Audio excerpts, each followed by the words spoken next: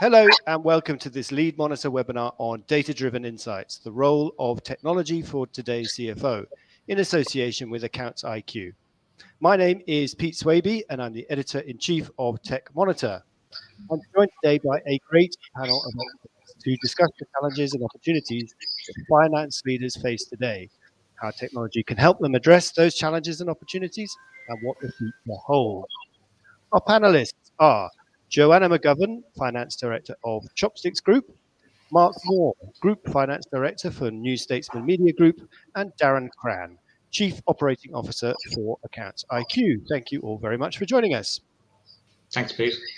We'd like to encourage you, the viewers, to submit your questions for the panel as we go along. You should see a question box below your screen. Please get your questions in early so we can make sure we have time to address them. So on to the discussion. And before we get into the technology side of things, I'd like to set the scene somewhat for our viewers and talk about some of the challenges that finance leaders are facing and what's on the agenda for our panel. So Mark, can I start with you, please? Can you tell our viewers about the strategy at Nsmg and what its implications are for the finance function? Yeah, thanks, Pete. Yeah, New Statesman Media Group is going through a technological transformation currently. We're in a process as a business of transitioning from a traditional publishing to a digital media business. And unlike the past, the finance function sort of can no longer survive as a back office function. So now it has to help support and deliver the business strategy. To achieve this, automation that New Statesman Media Group has been required in the finance team function to allow finance to add value to the business and eliminate manual processes. Great. And how, for those of us who might not know, how does a transition from a traditional publishing house to more of a digital media company change the way a company like Nsmg manages its finance? What are at a top level are the main implications? Main implications really is, we have to sort of really try and replicate the technology, utilize what we utilize in a business really, because most of our systems are digital. If it's our CRM, a lot of our product delivery is digital, and the challenges are to make sure those systems interface and talk to each other without any sort of manual processes and interventions. Okay, great. So Joe, same question for you. What are the strategic objectives underway at the moment at Chopsticks, and what does that mean for your department? So I think similar to Mark, we've gone through a bit of a transformative stage as well. The business started about 20 years ago, but only in about the last 4 years, we've sort of decided to really bring the business forward and push forward. And a lot of what that means is implementing new technology. So, I mean, with any business like ours, we're trying to drive sales and keep expenditure low, but we also have to harness the whole world of delivery now, digital delivery. So that's before COVID, that wasn't such an issue for us. It's probably around 6-7% of our sales, but post COVID now, we're dealing with a lot more of online sales, which is it's a big change for us operationally and also in terms of the technology that we use to manage that. And again, from a finance perspective, what does that shift perhaps to delivery mean in terms of, does it have implications for cash management or any other finance functions that help our viewers understand what the kind of the finance transformation that technology is needed to support? Specifically on the delivery side, what we found is, you've got your big aggregators like Just Eat, Deliveroo, Uber Eats, and I think nobody was expecting the avalanche of trade that happened over COVID. So there was a lot of sort of messy reporting happening, a lot of things that didn't reconcile, cash that was coming in, and we are now seeing the emergence of sort of aggregators. So we're working with a company called DeliverAct, and they act as a sort of middleman between Just Eat, Deliveroo, and Uber Eats, and they sort of manage everything for us in the interim. So we're currently implementing that. So yeah, on the delivery side, that's the main piece of technology we'll use. Okay. And Darren, if it's possible to summarize or generalize, are these some of the typical circumstances that your customers, the FDs, the CFOs that your customers are encountering, or how would you characterize the status quo in 2022? No, I think that's there are two, between Chopsticks and New Statesman Media. I think they're two really good examples of where it's it's strategically led. Like, so the CFOs, the leaders in finance are working with strategy and recognizing that the finance teams need to become much more data focused, much more information focused, and the way that they achieve that is through technology as a platform underneath it all. And I mean, you'll find top quadrant. We see it in our world is that the technology adoption life cycle. You're getting the innovators and early adopters are the ones that are embracing new technology first. The ones that are more interested in taking a little bit of a risk, and they tend to be the top quadrant performing businesses in their sectors. And so that's what we're seeing at this stage. We think there's a huge majority still yet to embrace, finance teams in the mid-market in particular, to embrace cloud platform technology and all of the great things that open up when you do that. So we're seeing the shift. It's taken a while, but we're really seeing it starting to build up now. I imagine that the pandemic was an accelerant to cloud adoption in finance functions as it was elsewhere.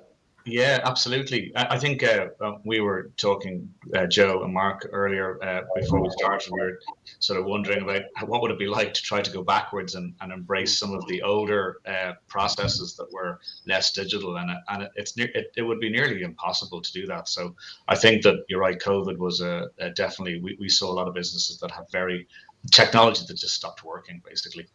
So they had to sort of create that shift. Great.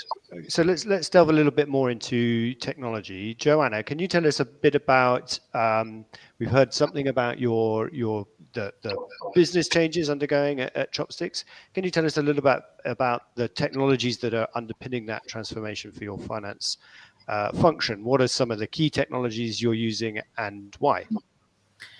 Yeah, so I think over COVID, it was actually quite a good time to implement all of these technologies. When things slowed down, it was a good time to stand back and think about strategy. And because we're at a period in our own sort of company life cycle where it's a bit of a springboard period where we could say, okay, we're moving forward now. What do we need to put in to do so?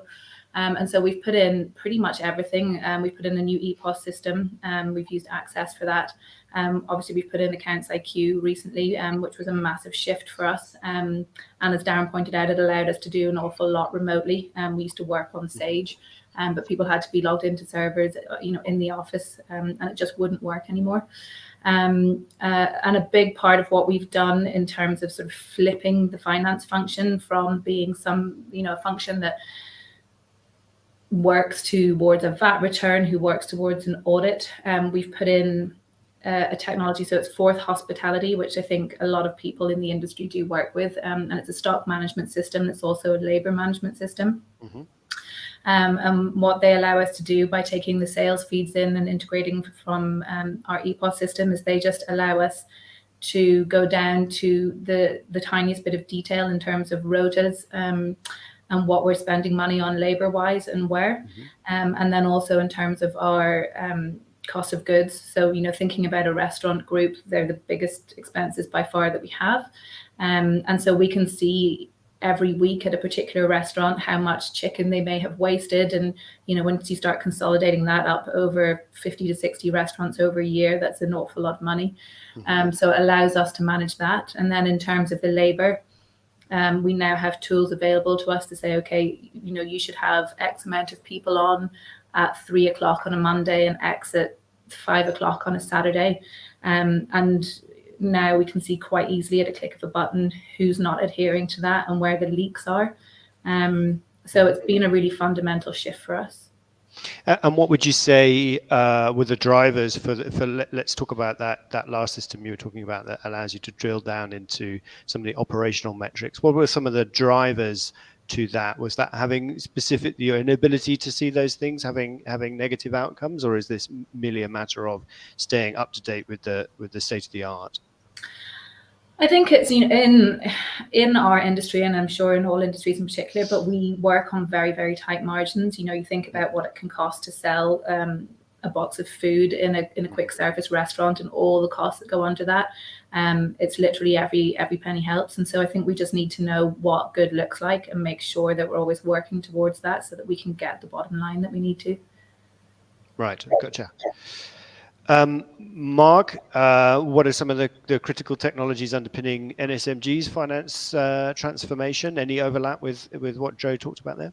Yeah, similar to Joe, Pete. Yeah, I think pre-pandemic we was already starting this journey as a business, and prior to the early 2020, New States Media Group was already in the process of moving its IT infrastructure to the cloud, taking out physical servers, using market leading products, Microsoft 365, Azure, Accounts IQ, Salesforce, Chaser, etc.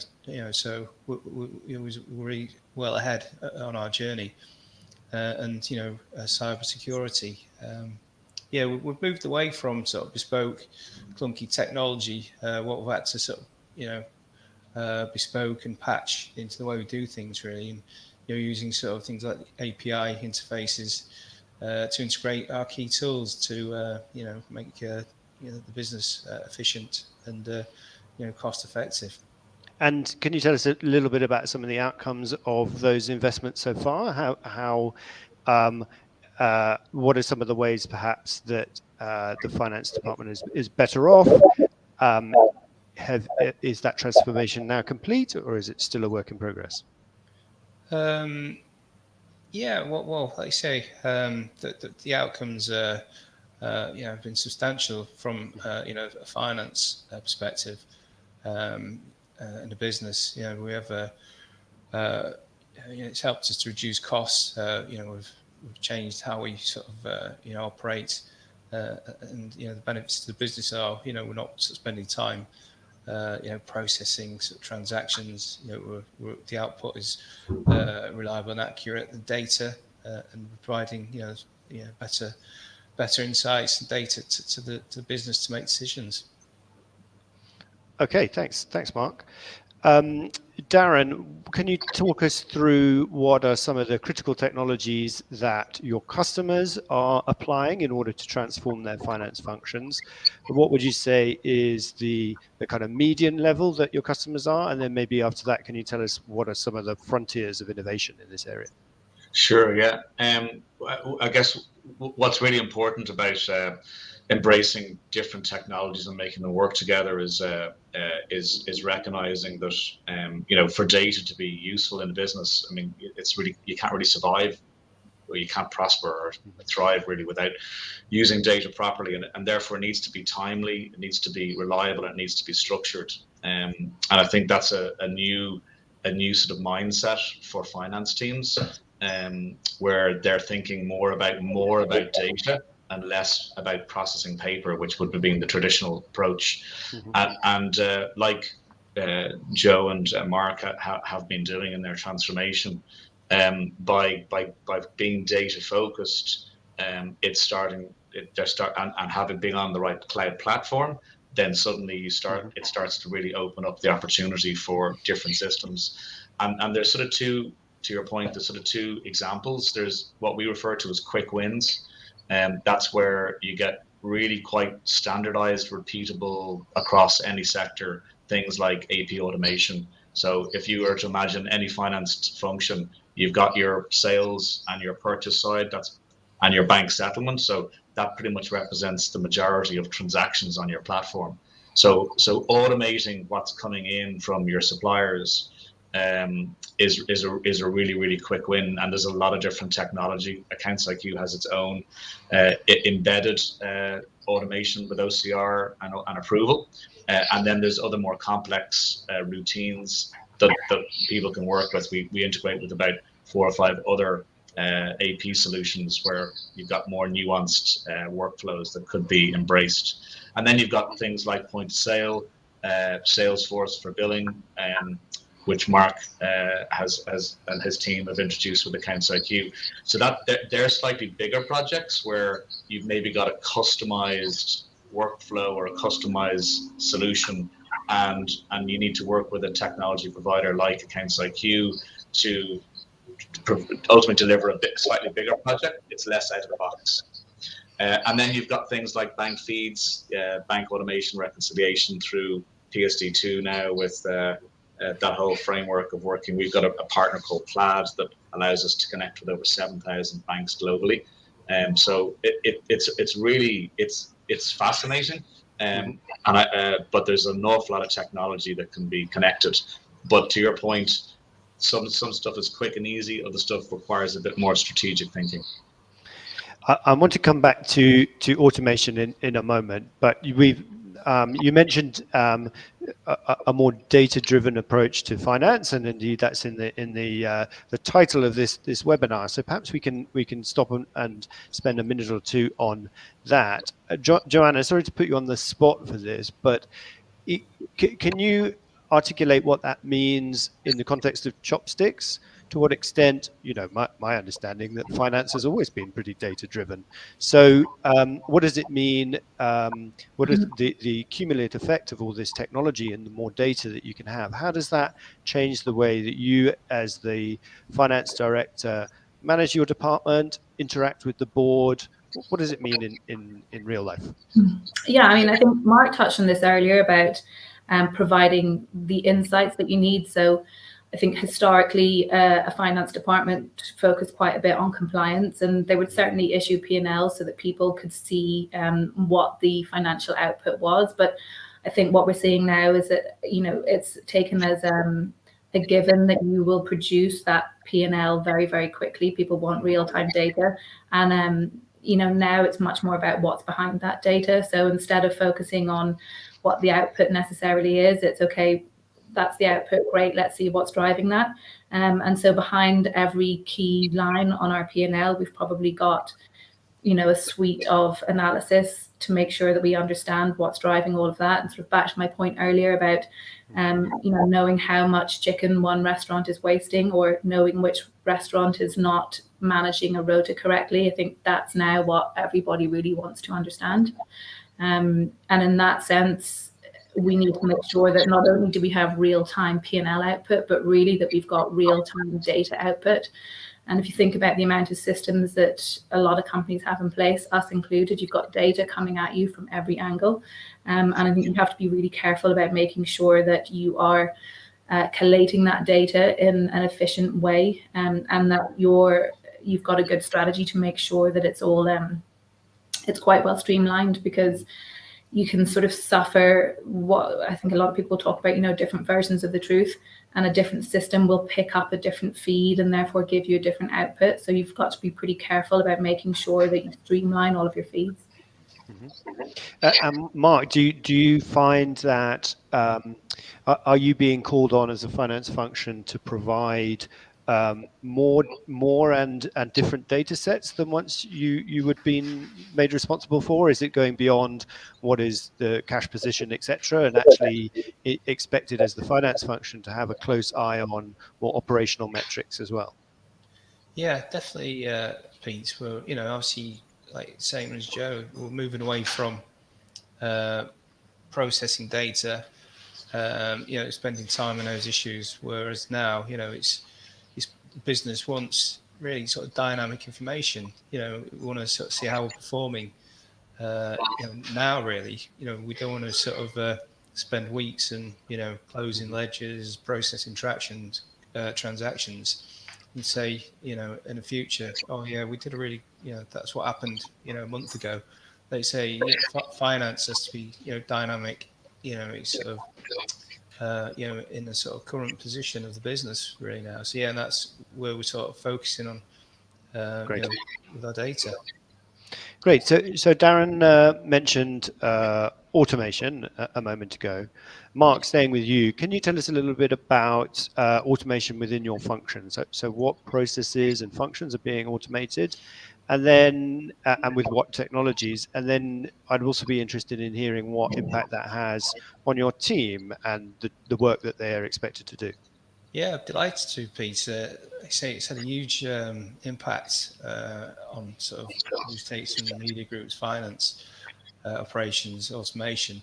Just to give you a bit of a picture, about 18 months ago, we went to, obviously the business was in the process of its transformation digitally. So we went to the market about 18 months ago, and the market leading solution we identified for our needs was Accounts IQ.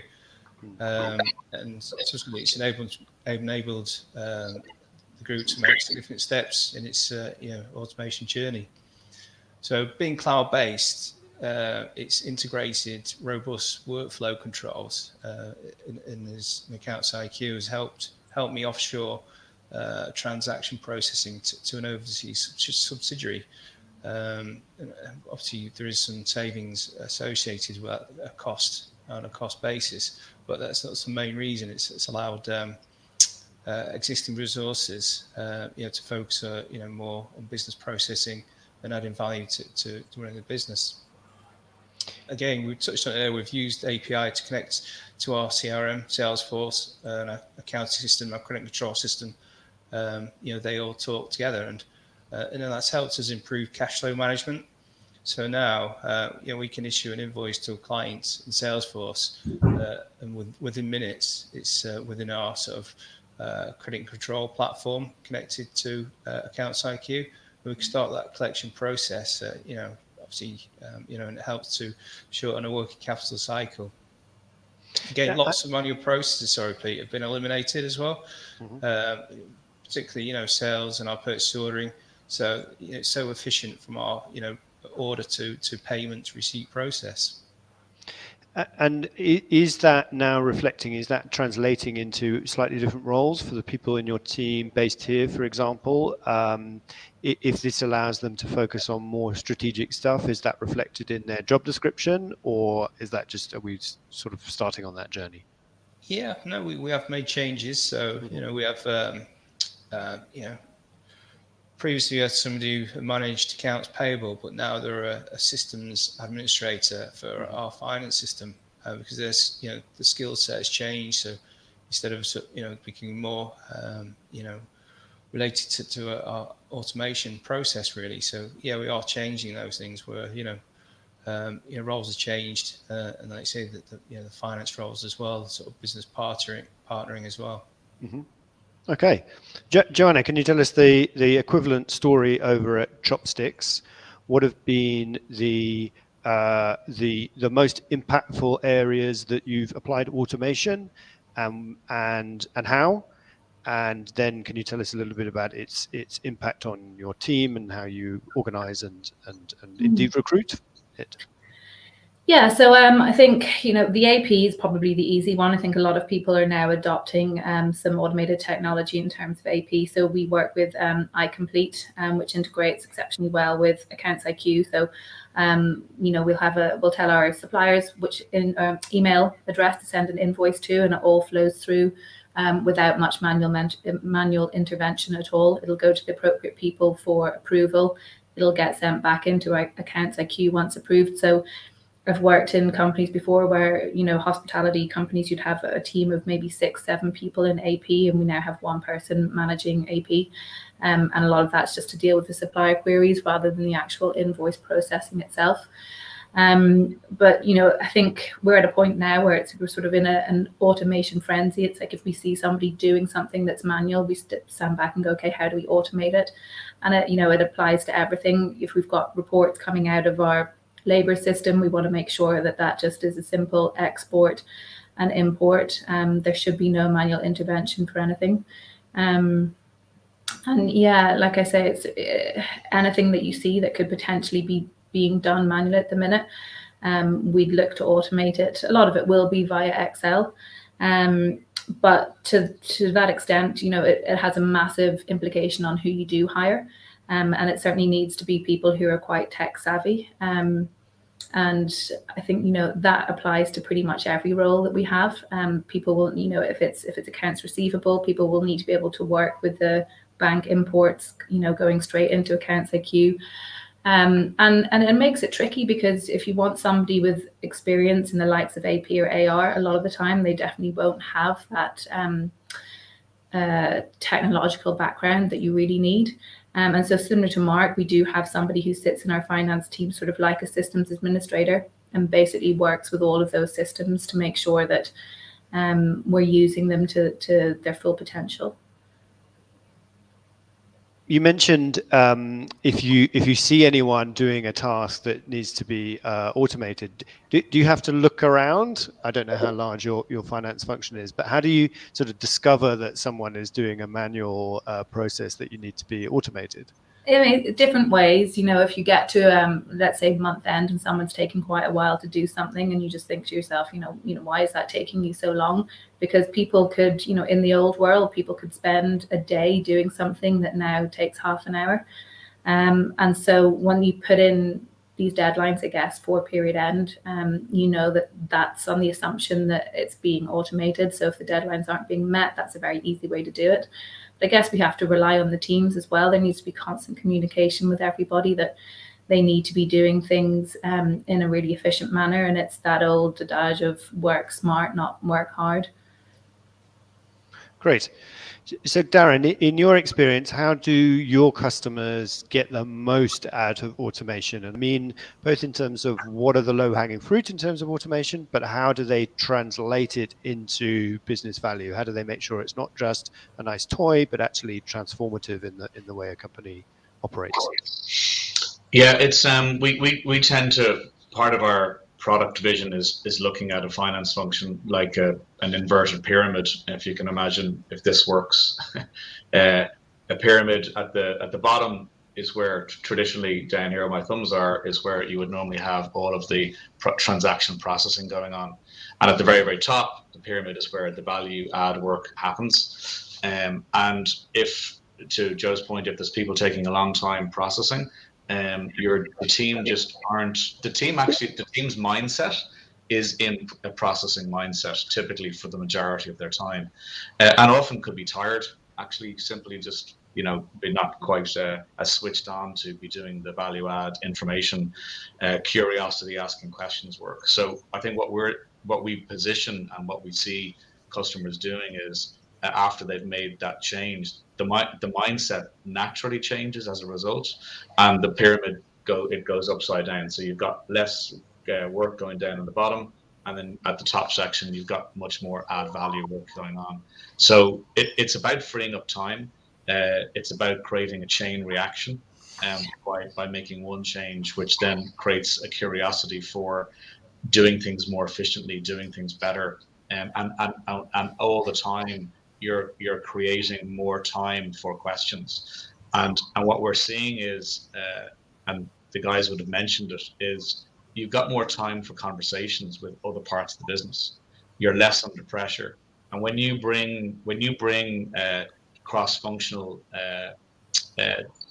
ideas, information together, something very different starts to happen within a business, because you're now sharing information, you're sharing an understanding, and a sort of a cross-functional intellect starts to emerge when that happens on a regular basis. So that concept of silos, it's not that people don't talk, but when people have meaning and time to talk more often, you get a very different cultural intellect that starts to establish in the business. So we see that with customers all the time. Joanna and Mark, before we move on from automation, are there any examples that you can maybe give or talk about how because you both mentioned there's a sort of an increased requirement for technical capabilities within the finance function. But what Darren is talking about is almost the other side, which is the renewed, the bandwidth to engage with the business. Have either of you done anything in order to promote that as a result of some of the kind of maybe more boring, repetitive work being taken off humans' hands to help encourage them engage with the business? Is that something you've explicitly tried to achieve? Joanna, can I throw to you?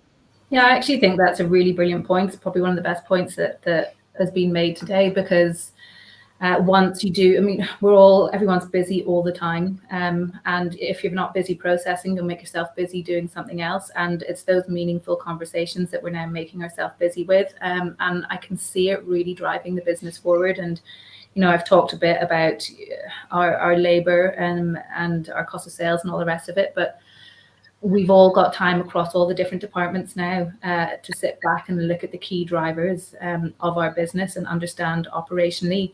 And another really great point that Darren made was, not working in silos anymore, because when you've got that data strategy, people can, we've got one person looking at all of the data who sort of feeds through. So it's a finance business partner, and he speaks to people in marketing, he'll speak to people in operations.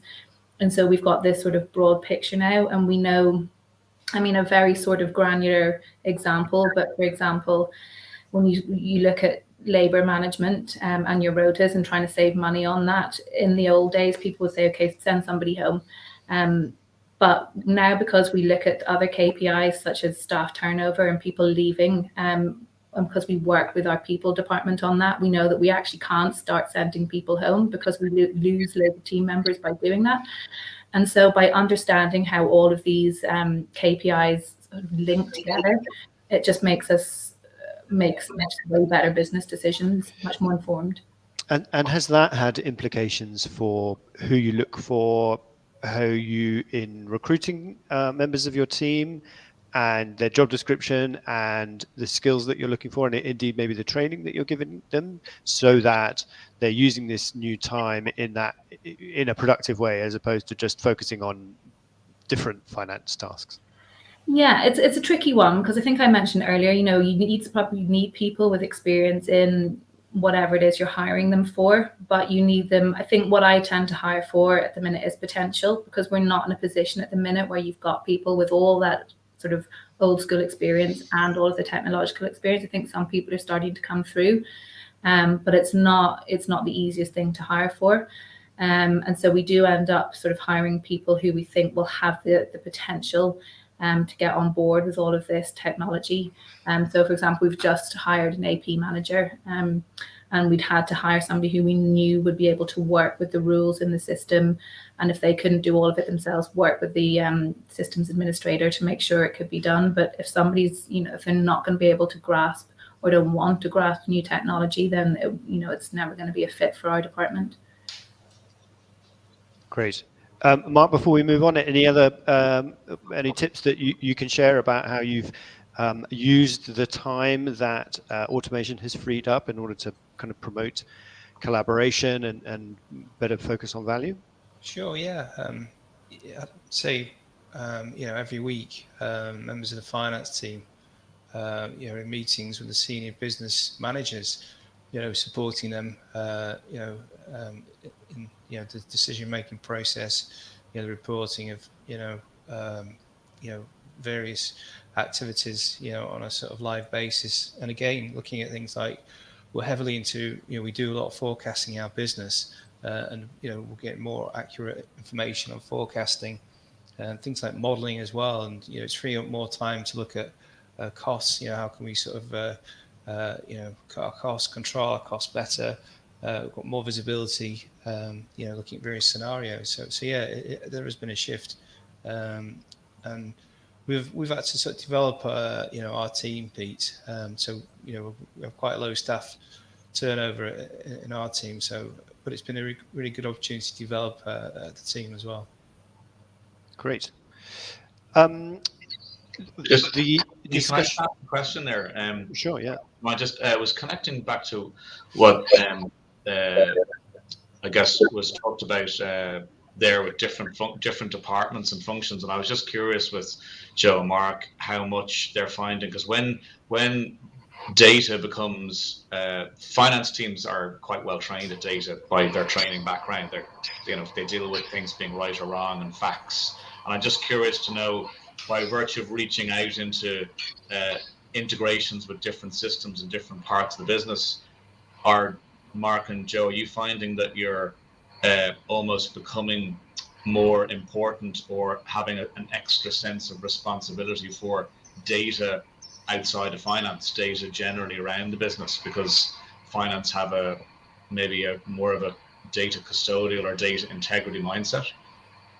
Yeah, I certainly am. And I think I've mentioned this before, maybe not on this call, but we've always had an outsourced IT department. Now we're thinking about bringing that in-house, just because we're growing so big. But we would bring that IT department into the finance fold, because I think everybody just defaults on us to do the IT sort of stuff. And recently we had the new EPOS system rollout, and we didn't have the IT company do that. We did that because it was so dependent on the data and all of the feeds and APIs into all of our other systems that it was felt that it needed to be something managed by finance. And I feel like if anything does fall down data wise, all eyes sort of turn to finance, going, well, why weren't you taking control of this? It's interesting. Yeah, we've kind of experienced a bit of that from customers, where finance have almost they're starting to take on this extra responsibility for data just company wide, particularly in mid-market businesses where it can't really go anywhere else almost. Yeah, well, it's back to that point that we were sort of saying, the holistic approach. I think there needs to be one gatekeeper of all of the data, so that you can get an overview of all of the different interdependencies. Do you feel like that you are required in some sense to become a technology leader? Not necessarily an IT director, but a technology leader in the same way people of all functions need to be people leaders. Do you also feel you need to be a technology leader, even if that's not your specific function? You're not an IT person. Joanna?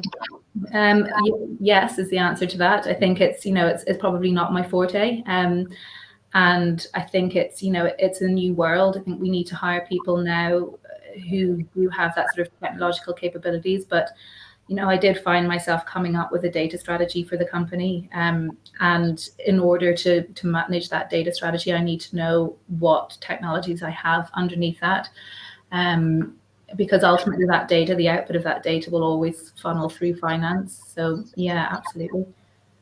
Great. I'll at the end, I'll be interested in, if we have time, on both of your thoughts on the evolution of the FT role, the CFO role, in light of technology. And next up, though, the discussion of automation naturally leads on to discussion of AI, and obviously they can sometimes be confused, and they do overlap. Darren, can you give us an upfront and straightforward assessment? What is the real state of the art of AI in finance? So what is actually happening on the ground? What are some real use cases that are really happening? And what is a grounded vision of the future? We've all read the stories about artificial general intelligence and threat to humanities, etc. But what are people doing right now in finance functions, and what is on the near horizon? Okay. So what I've learned about AI is that often when something that might have been deemed to be artificial intelligence 20 years ago, if it's kind of commonplace now, then it sort of moves outside of the definition of AI, which means that the definition of AI is changing. Actually, which is kind of an important point. I think what people might ordinarily see happening that could be deemed AI is what's referenced as being to expert systems, which is where an OCR is the best example of that. OCR is not deemed AI, but for the most part, it's quite intelligent in what it does, in that it allows you to automate capturing through image technology, which is actually quite commonplace, and then it allows an auto coding, an auto processing to go on, which can take out 80-90% of a person's role or typical job they may have done. So I think that's probably one of the best examples of what might fall under the umbrella of AI, but it's not technically. But people see it as being intelligent. And in terms of the future, I think that the real AI is where judgment starts to come into play, where the system will learn in the same sort of way that a human might learn, and then we'll be able to ultimately apply based on the situation it's with. So, an example of that might be from a reporting perspective. If AI mode is on in a product, it will learn what goes on in the finance system, and if it's set up with the right instructions, it might then be able to start to take over routine tasks that it's learned common to that organization. And it might also then be able to give prompts and suggestions and warnings about things that could be going wrong. So if there's fraud detection is a very obvious one, where a fraud detection could be essentially very easily running in the background. And by virtue of people even knowing that, that's a prevention in itself. So there's actually a huge amount it can do. In terms of a framework for it being embraced, innovation coming into practice often takes a little bit longer than we would want. I think that generationally, I think humans are a bit of an obstacle there. In terms of, is it going to be embraced by a market, then you mightn't get as many people innovating. So I think sometimes that's why things take a little bit longer to come through. But it's really exciting. I mean, voice is another part. If you can imagine, rather than moving your mouse around the screen the whole time, if you could say, run all the reports and processes that you did last month, it might seem that simple, but it actually, voice instruction could actually have a huge benefit for finance teams and querying. So running a query through questioning. Mark, does AI feature in your short or medium term plans for finance technology? Finance and the business, yeah. They say, we have a significant internal technology and data team, includes things like developers, designers, analysts, and data engineers. So that's where our business is evolving, using AI technology. For example, I think was it last year we developed an automated reporter, to analyze data and produce content. Say obviously that team in the business is focused on mainly product developments and transformation, but some of the projects include finance. We're getting automated routines and content, for finance. For example, our new subscription platform. But I'd say in finance, it's sort of Darren mentioned earlier on about AI functionalities. Things in our finance system where we have bank fees and matching transactions. That's sort of the small steps we're doing now. But going forward, if we get the resource, we'd like to develop something like a chatbot for the finance team, so business users can get guidance straight away on how to raise a PO, for example, or submit an expense reimbursement, those sort of tasks, something like that. Yeah, it's big. They call that conversational AI, Mark. There's a huge amount being invested in that. It's a really, really exciting area for the reasons you mentioned. Good stuff. Joanna, any plans for AI? I think I've probably got a slightly cautious viewpoint, if I'm honest, on AI. I love to embrace technology in order to drive efficiencies and everything that we've spoken about. I think what makes me nervous about AI is a potential lack of transparency on the reasoning of the AI. I think, in a finance function, as accountants, by definition, you're held accountable for what you're producing. And I think with sort of robotic automation, you input the rules, you can control all the output by understanding the input. I think whenever it comes to a point where AI starts making decisions on behalf of a finance function, not to say that it won't work, and there will be ways that it will, but I guess as a finance person myself, that's where my nervousness lies, because if it's doing learning in the background, great, that's what it's supposed to do. But if it goes wrong and we throw our hands up and go, I don't really know why it's gone wrong, for me, that's it's something to seriously consider. It's a really good point, Joe. Right, about just it's not a way to absolve responsibility, and you kind of blame the machine. So yeah, it's a really good point. So we've had some discussion already about whether or not this calls for new technological capabilities within finance departments and indeed within finance directors. How is this increasing dependence on technology changing the relationship between finance departments and IT departments or IT capabilities in general? Mark, for example, how has your team been working with IT in order to get the best out of these technologies that you've been using? Yeah, technology is key to our business, Pete.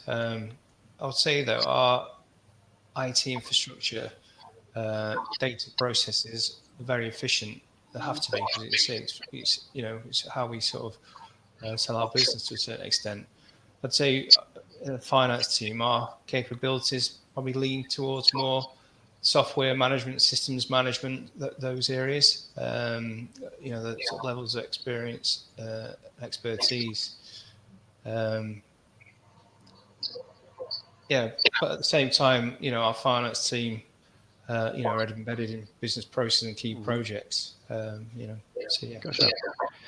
Joanna, you mentioned you've got a systems administrator in your finance team. What's the rest of the story? Do they have like a dotted line responsibility into IT? How else are you collaborating with IT? Do you think you've got it right, or is there more work to be done on perfecting the relationship? I see by your smile I've what the answer might be. It's a new world for us, if I'm honest. So, historically we've had that silo approach of IT and finance, and they would probably work quite closely together, but it wasn't that holistic approach. So, I talk about a systems administrator. His official title is, I think it's Insights Manager or something like this, Systems and Insight Manager. And so he has finance business partners reporting into him, but he also has the new IT resource reporting into him. And I think, it's a new step for us, but sort of going back to that point of finance being ultimately responsible for all of the data, I think it makes sense that the people controlling the data, either technically or in terms of the output in reporting, split under the one umbrella. It just makes for a more efficient process. Great. So Darren, you deal with many finance functions through your work, in your customers. What kind of transformations are they undergoing in order to build technology capabilities into their work, and how do you see it evolving in the near future? Yeah, I think one of the challenges that the businesses face, particularly maybe the slightly bigger ones, where they've got maybe a decent sized finance team, is just being open to that sort of reorg, like Joe said, bringing in a new role is quite a different thing to do. But I think that's really important. I don't think enough of that is happening. So if you were to look at a large cap, a large organization, an enterprise, they've got that sort of strategic, transactional, and data finance almost going on in the way that the people are organized and their roles are. But in smaller businesses, they've never been in a position to afford that type of structure, and a lot of it's reliant on a strong finance leader to have that a very, very good cross section of those skills, and be in often many cases when I say overworked, it's a lot of the time people are quite happy to do the work, but actually carrying a very, very large, if you like, portfolio of responsibility. And I think what this is allowing, the automation is allowing, is maybe to sort of bring in different types of skill sets into finance, and not see it in the traditional way of month-end RAP and bank, and see it more like your areas. You're responsible to be helping strategy, you're responsible for transactional, and you're responsible for data and where that sits and helps the rest of the business. So I think that's yet maybe to happen, but I'd be excited for it to happen for finance teams and for the accountancy profession, which I think is in long need of making data a much more relevant part of the training and the role of an accountant. Great. This leads on nicely to a question from the audience that we received, and it touches a little bit on what we discussed earlier about your evolving role, Joanna. But is all of this having a cumulative impact and really substantially changing the nature of what is required of a finance director or CFO? And is it necessarily all for the better? Mark, how do you feel about that? How do you feel like your and your peers' roles are evolving, and what perhaps are the capabilities that tomorrow's CFO or FD is going to need? Question for you, Mark. The evolution, definitely. with automation, we used to worry about, making sure things were done correctly, accurately, timely, etc. Focus on, historic reporting, etc. But automation has really moved us away from those areas traditionally in finance, and more looking at forecasting, projections, direction of the business, helping it achieve its short-term strategy, make sure it's delivering its targets, those areas. Again, going forward, I think the role in finance has to sort of move in that direction as well. Joe, what do you think? Has the ideal candidate for a finance director changed in the last 10 years as a result of all this data and technology? Or is it in essence the same, but with some slightly different capabilities? I find that, you'll get maybe FDs who be the more traditional types of the balance sheet focus, the audit focus. Then you get ones that would be very, very commercial. And then there's a lot of people who are both. And I think that, in order to survive now, you absolutely have to be both. I don't think anybody particularly enjoys the whole audit balance sheet side of things, but you have to have your house in order. And that probably needs to be first and foremost. And it can be a battle with the business because, I spend a lot of my time fending off requests for in-depth data analysis because my team are still busy doing sort of the bread and butter, the things that we absolutely have to do. And I'm all for providing the management information, but sometimes I have to remind the business it's a nice to have, it's a cherry on top. The finance team fundamentally do need to get, their basic work done. That being said, I think instead of just saying no to it, we need to figure out a way where we structure a team that we can do both, which is what we're doing now. We're investing more in the system side of things and the data analysis side of things. And a lot of work sort of goes in, I think, at the beginning, that point where you are putting your systems in, you decide what is your output. And it's the building of the reports that you might want, or whatever way you want your output to be. We use Power BI for our reports, but building those reports initially, they take a lot of internal resource. And then it's a case of just sort of maintaining them and making sure that everybody's getting what they want. But, our ops director said to me recently, I can't run my business without a dynamic weekly dashboard that tells me all of this stuff. And I thought to myself, 5 years ago, we were running our businesses without these weekly dashboards. You can, but obviously it makes it a lot easier for him. But then, you feel the pressure in the finance department that the rest of the business can't do their job properly without the appropriate information and data.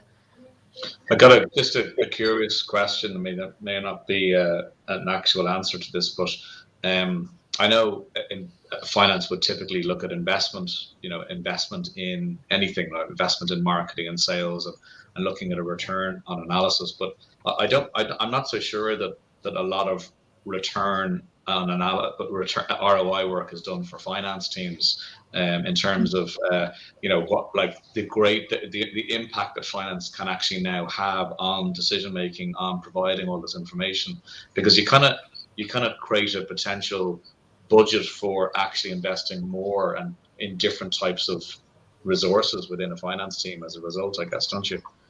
Yeah. I mean, I had to fight. I got so much of this data request, and I have to keep fighting for more resource to do it. So, who do you think is going to do this? Because it's constant. Yeah. And a big part of it actually is enabling the business to have access to a lot of this data, in an appropriate manner, I guess. So we do have something called Fourth Analytics, and it's cloud-based, and it feeds in data in terms of sales, cost of sales, and labor, so people can go in and manipulate the data how they want. And I think that's going to be a big part of how we go forward, so there's not so much drain on the finance resource. Okay. Great. We've got a couple of minutes left. Well, a minute and a bit. One last question I was going to throw to Darren. If a finance leader is watching this and thinks, crumbs, I need to catch up with these guys, I need to do more automation and more data, what would you say is a useful first step? I think get in touch. Very happy for anyone to reach out to me directly, or reach out to our sales team, sales@accountsyq.com. I'd just say be curious, start an initial conversation. Our approach to our encouraging customers to join us is very much making sure that people are a fit for the technology that we have. So I'd say don't be afraid to come and have a chat with us. Great. Well, otherwise, I think it's time for us to draw a line under the discussion. I'd like to thank again all our panelists, Mark, Joe, and Darren, for your time and insight. Thanks very much for joining us. Thank you. Thanks to Accounts IQ for your support for this webinar, and thank you to everybody for watching, for tuning in. Please have a great day. Thank you. Thanks. Thank you.